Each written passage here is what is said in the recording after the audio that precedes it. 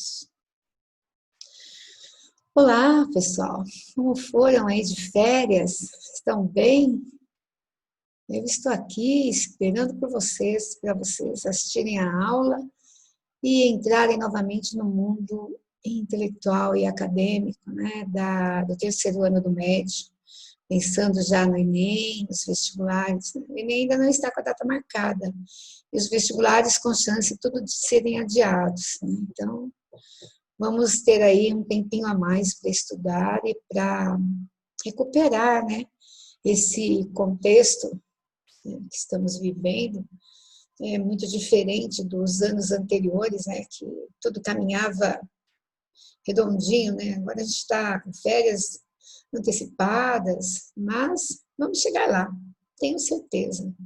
De um jeito ou de outro a gente chega lá e vai dar esse conteúdo e vai preparar vocês para o vestibular, para o Enem, e vocês vão se dar bem, tenha certeza disso. Estou bem animada, né? Vou fazer o possível e o impossível aqui para vocês aprenderem.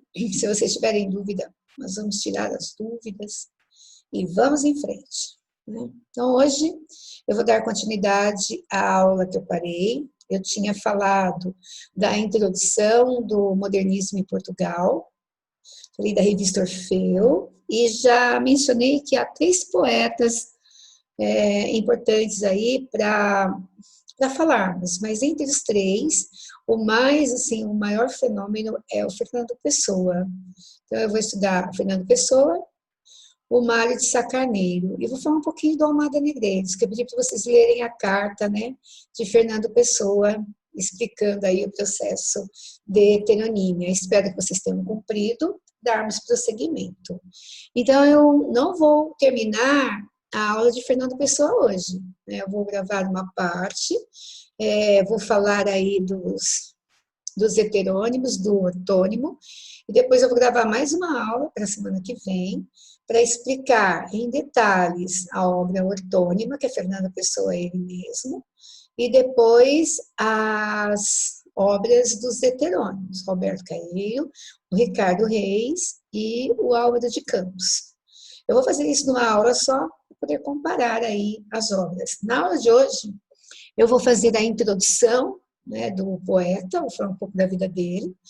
Vou também explicar já o processo de heteronímia, que vocês devem ter lido na carta, né? Espero que tenham gostado de saber dessa novidade. E, além disso, né, vou começar a falar das características da obra ortônima. Não vou ainda dividir, porque ele tem a lírica e a épica, né, mas vou fazer aí o possível. Para isso, eu vou compartilhar uma tela, tá certo? Uns slides aí, para dar sequência à aula e vocês acompanharem melhor. Então, vamos lá.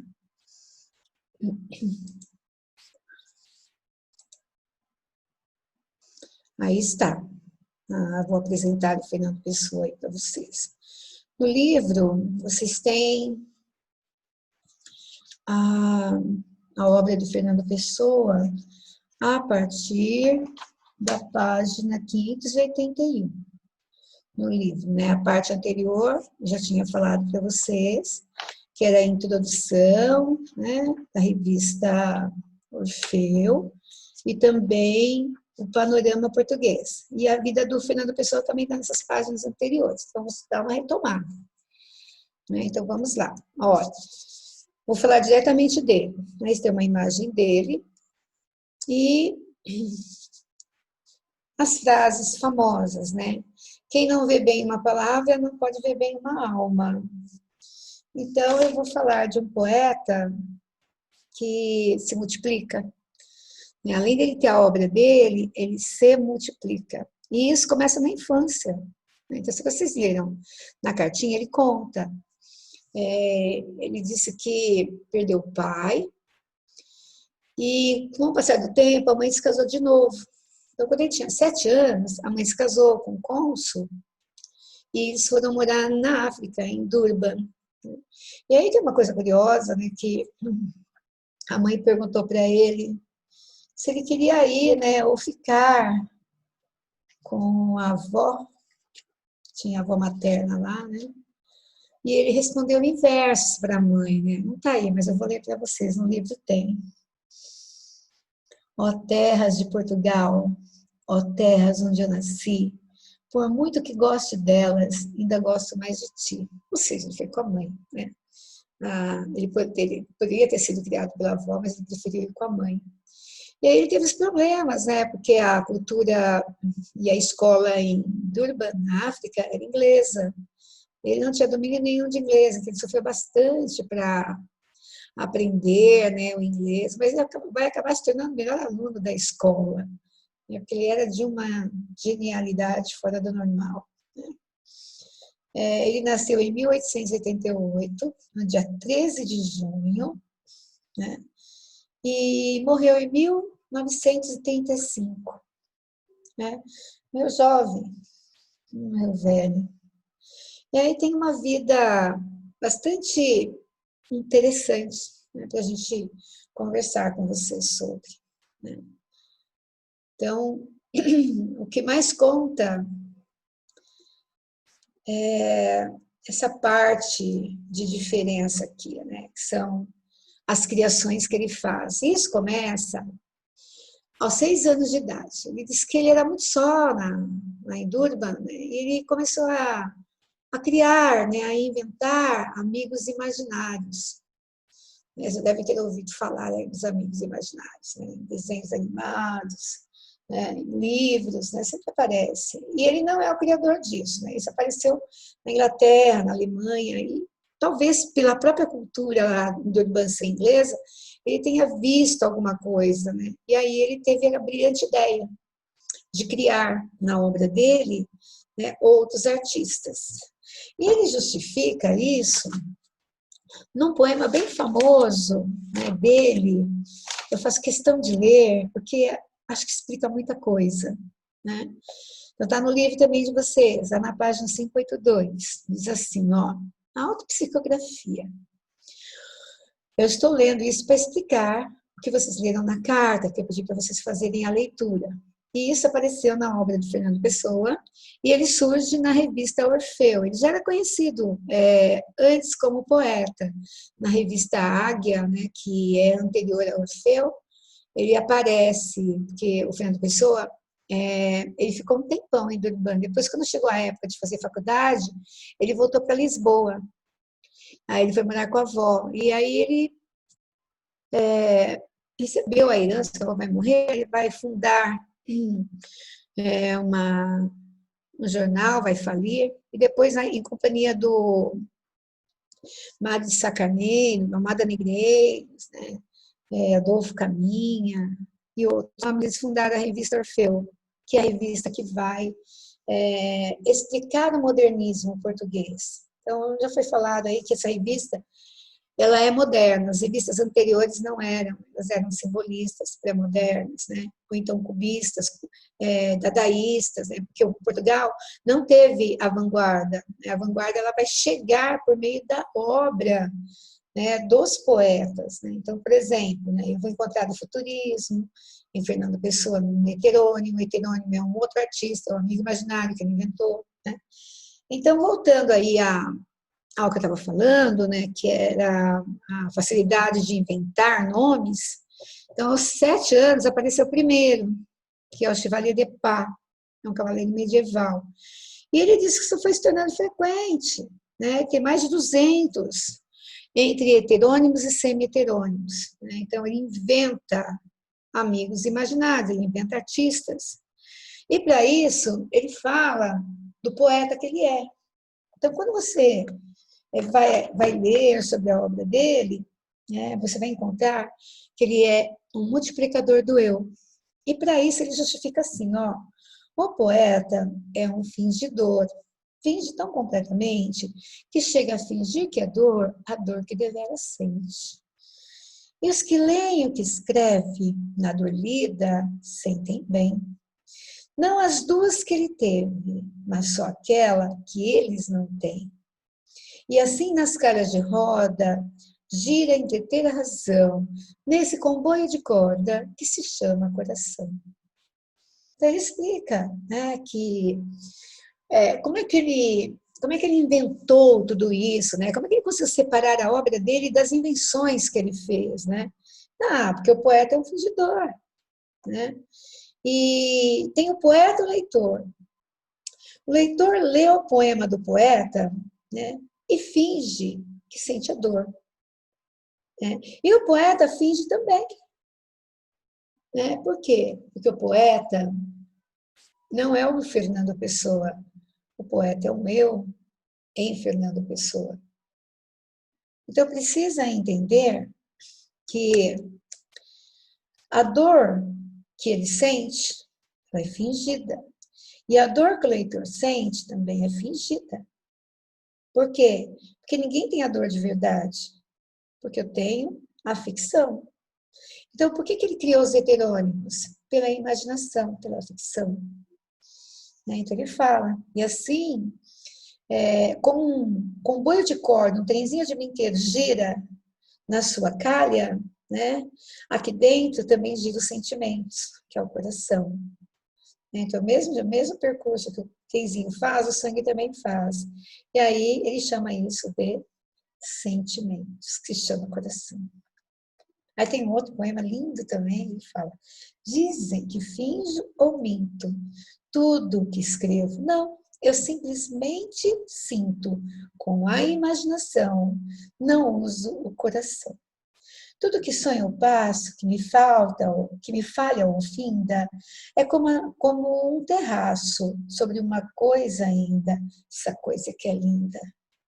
Por isso escrevo em meio do que está ao pé, livre do meu enleio, sério de quem não é. Sentir, sinta quem lê. Então ele explica, né, por meio da própria poesia, se chama metalinguagem, né, o que ele é. Ou seja, ele é um artista, ele é capaz de inventar, né, poetas, ele é capaz de inventar obras. Então, para explicar isso para vocês, né, eu estou usando esses dois poemas. Eu tenho que entender que eu tenho uma obra do Fernando Pessoa, lírica e épica, e eu tenho uma obra dos heterônimos. Cada heterônimo tem a sua obra, os seus livros. E esses heterônimos, eles nasceram a partir de 1914. Claro, eles são de data de nascimento anterior, mas a inspiração de Fernando Pessoa foi a partir de 1914. Né? A revista Orfeu é publicada em 1915. Então, ele inventa o Alberto Caeiro, o Ricardo Reis e o Álvaro de Campos. Seria o poeta bucólico, o poeta clássico e o poeta moderno. E, além disso, eu tenho a obra dele, Fernando Pessoa, ele mesmo, ou ortônimo. Né? Então, aqui tem os heterônimos. Ó, vou voltar lá, para vocês verem. Vou voltar lá. Ó, não pode ver bem uma alma. Aí ele começa. Fernando Pessoa, a obra dele. E aí vem, ó, os heterônimos, né? Então, quem são os heterônimos? São os poetas diferentes de Pessoa, mas que a verdade é ele. Só que ele inventa, ele fala que ele tem essa facilidade desde a infância. E ele tinha estudos, né, em astrologia, ele ganhou muito dinheiro fazendo horóscopo. Licença.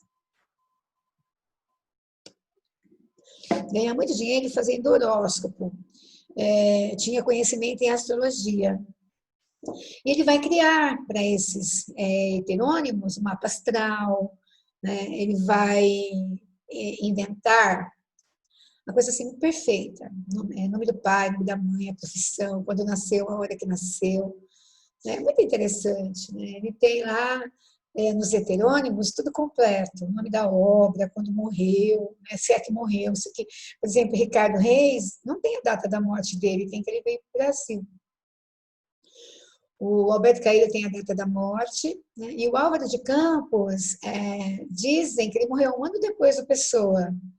Né? Mas sabe, é ficção, né? Se a pessoa morreu em 1965, acabou. E ainda tinha algumas coisas para serem publicadas, como até hoje tem, né? Tem muita coisa, pessoa que não foi publicada que as pessoas não entendem. Né? Mas dá para a gente ver. Bem, o que é que mais aparece na obra do Fernando Pessoa e dos seus heterônimos? A solidão, será que foi isso que levou à invenção desses heterônimos? Né? A loucura, será que foi isso? Né? Ou a ausência ou o excesso? Então, ele já foi estudado tudo quanto é coisa. Na astrologia, na metafísica, tudo que você possa imaginar, no espiritismo, né, tudo. Ninguém provou nada, porque o que dá para perceber é que ele sabia lidar com essa criatividade como artista. E como na Europa havia muitas artes, né, então eu tenho lá, vocês estudaram comigo a vanguarda, cubismo, futurismo, dadaísmo, né, o surrealismo, né? Então o que ele vai fazer? Ele vai juntar tudo isso na obra dele e na obra dos heterônimos e vai criar o modernismo. Então é habilidade, competência artística, né? Não é loucura. Mas tem um papo aí que ele bebia muito. Bebia de cair mesmo. Mas ele deixou escrito, e pelo jeito com provas, né, de que ele nunca escreveu quando não estava sóbrio. Todas as vezes estava sóbrio. Né? Então, ele sabia muito bem o que ele estava fazendo. Bem, o que ele busca? Né? O conhecimento, e ele também busca ser outras pessoas. Então, existe um heterônimo inglês e 3 portugueses. Tem um semi-heterônimo, né, que é vamos dizer assim, metade Fernando Pessoa e metade outra pessoa, ele não ficou completo. Então, igual a esse, tem vários, né? Dizem que tem uns 200, né? Uns 200 nomes aí, né? Que ele chama de semi-heterônimos. Depois eu vou comentar sobre isso. E o que mais? O universo e também as várias versões. Né? Então, eu não posso dizer que a obra do Alberto Caeira é igual à obra do Fernando Pessoa, e nem do Álvaro de Campos, e nem do Ricardo Reis. Porque cada uma tem uma especificação. Né? Então, por exemplo, eu leio as odes do Ricardo Reis, eu vou encontrar o poeta clássico, o sonetista, ele vai falar do Carpe Diem, vai falar do Tempus Fugit. Vou ler a obra do Alberto Caeiro. Alberto Caeiro, ele é um camponês que fala da natureza, ele retoma aquela visão clássica, né, de descrever a natureza, ele fala que ele não acredita em Deus, mas ele acredita na natureza, se a natureza está Deus, então ele acredita em Deus, ele nega a filosofia, ele se diz antifilosófico, na verdade, é um verdadeiro filósofo. Né?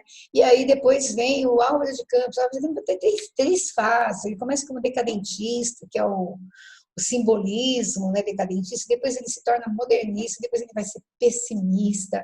Então tudo isso tem que ser explicado para vocês, né? Por quê? Porque ele é único.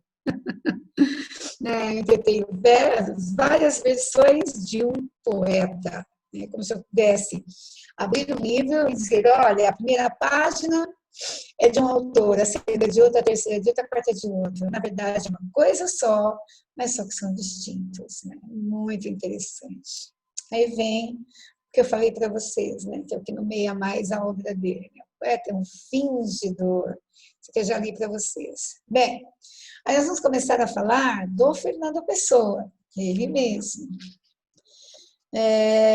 Então, nós sabemos, né, por informações da própria pessoa ou dos amigos, né, que estiveram próximo dele, né, que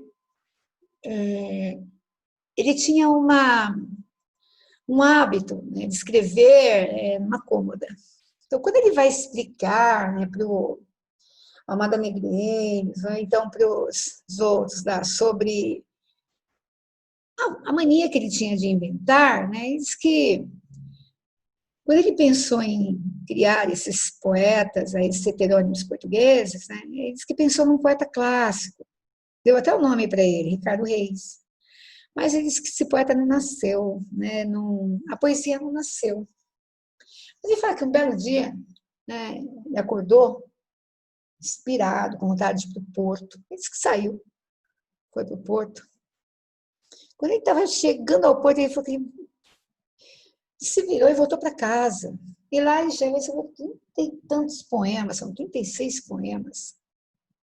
E esses poemas é de um camponês, né, um homem culto, né? Um sujeito que não é filósofo, ele é contra a filosofia, ele é contra a metafísica. Ele falou, não, isso não é o Ricardo Reis, isso é Alberto Caeiro. Né? E aí ele vai dar nome, né, Alberto Caeiro, e esses poemas receberam o nome de Guardador de Rebanhos. Então, ele conta, né, depois que ele criou o primeiro, os outros foram fáceis. Né? E veio o Ricardo Reis, depois também veio o Álvaro de Campos, que é o modernista. Ele tem umas estratégias, né, para explicar para a gente, né, o que ele pretende com a obra. Então, no ortônimo, eu tenho a própria biografia dele, que ele pensa, né, sobre os sentimentos, aí ele fala da metalinguagem, ele fala da intertextualidade, né? Ele vai mostrar-se nacionalista, né, que é bem aquela parte, né, inicial mesmo da poesia. E aí nós vamos observar, né, muitos sonetos, né? Observar também que a poesia ela tem uma particularidade, assim, né? Porque ele fala assim que ele não ficava imaginando coisas assim, falando de coisas que ele vamos dizer assim, que ele sentia, ele imaginava. Ele tem até naquele poema Isso que eu li para vocês, ele fala, eu simplesmente sinto com a imaginação, não uso o coração. Né? Então, por meio disso, né, é que vai nascer essa obra ortônima, né, essa obra que nós vamos ter que estudar aí em detalhes. Dois poemas que eu li, eles pertencem à obra ortônima. Esse segundo nome que tem aí em mensagem é a poesia épica.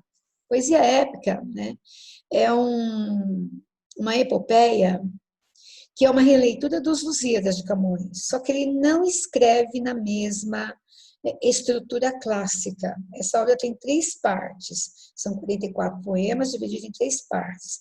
A primeira parte do Mensagem, né, é o brasão, depois vem o Mar Português, depois vem o Encoberto. Então, quando você vai ler, você vai ver que ele parte das navegações, ele vai localizar Portugal no século XVI, XVII, XVIII, XIX e XX. E aí ele vai mostrar a decadência, né, de Portugal, porque é o que vai acontecer. Né? Tanto que quando a gente começa a falar da história de Portugal, a gente fala da morte do rei e do príncipe, né, em 1908, que é quando Portugal vai caminhar para a República. Né?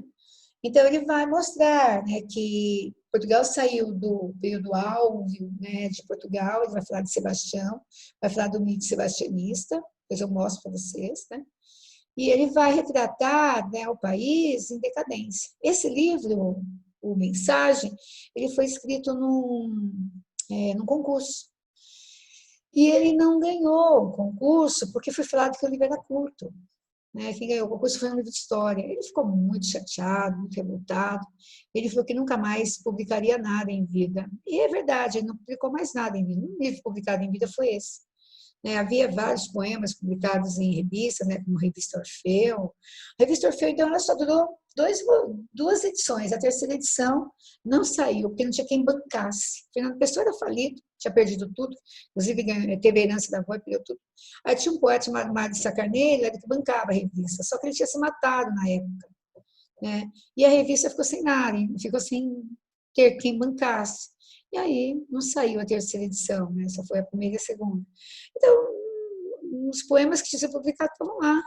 Né? E também numa outra revista que ele vai participar, né, a partir da segunda fase aí do modernismo, né, e vem lá vários poemas, até 1935 ele escreve mais alguns poemas ainda, e isso vai ser tudo publicado posteriormente na obra dele. Muito bem. Pensar para Fernando Pessoa é estar diante dos olhos. O que quer dizer isso? Né?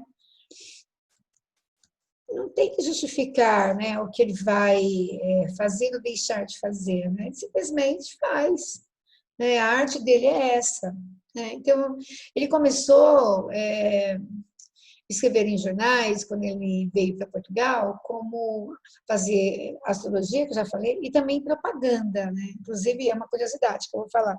Eu vou sair um pouco aí do ritmo para falar uma curiosidade. Ele foi o primeiro autor a fazer a propaganda da Coca-Cola, né? Depois descobri que a propaganda era negativa, tiraram, né? Mas ele foi o primeiro a fazê-la, né?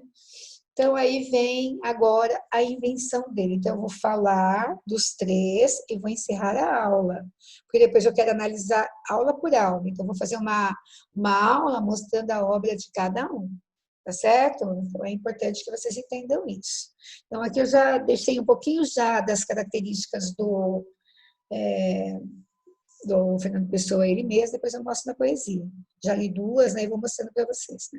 Então, agora, eu tenho os heterônimos. Quem são os heterônimos? Ó, Alberto Caeiro, ele nasceu em Lisboa, ele foi criado no campo, uma tia que faleceu e vai deixar para ele uma fazenda. Né? Então, ele é o poeta bucólico. Bucolismo lembra arcadismo, tem a ver. Né? O problema é que ele não é filosófico e ele não aceita a metafísica, ou seja, ele não quer discutir com você nada. Se isso aqui é uma mesa, é uma mesa, se é um computador, é um computador. Ele fala que não tem que ficar discutir. Por quê? Porque não é para pensar. Né? Se você pensar no sol, você não vai curtir o sol. Então, você curta o sol. Né? Ele está aí, ele está bonito, ele esquenta, ele ilumina a terra, né? Ele ilumina as ideias e basta. Né? Então, pensar com os sentidos. O homem é parte da natureza, não tem que refletir muito. Né? Aí vem o segundo, que é o Ricardo Reis, aí tem o mapa astral do Ricardo Reis, ó, 1877, 1887, 19 de setembro, tem até a hora que ele nasceu. Né? Aí, Ricardo Reis, médico, se é formado. Ele é contra a República, tem uma visão trágica entre os heterônimos, ele é extremamente racionalista, não é sentimento. Ele é monarquista e ele vem morar no Brasil quando Portugal se tornou república. E não se tem mais notícia. Cuidado, que é uma invenção. Né? E aí ele volta à antiguidade clássica. Então, é o poeta do Carpe Diem, do Tempus Fugit. Aí tem um trechinho, né, que vai vir agora, que é o poeta moderno. Então, eu tenho futurista.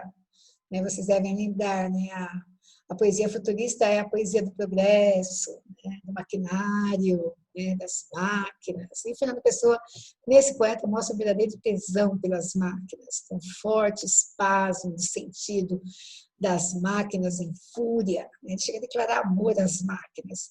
Esse é o Álvaro de Campos, o poeta moderno de Fernando Pessoa.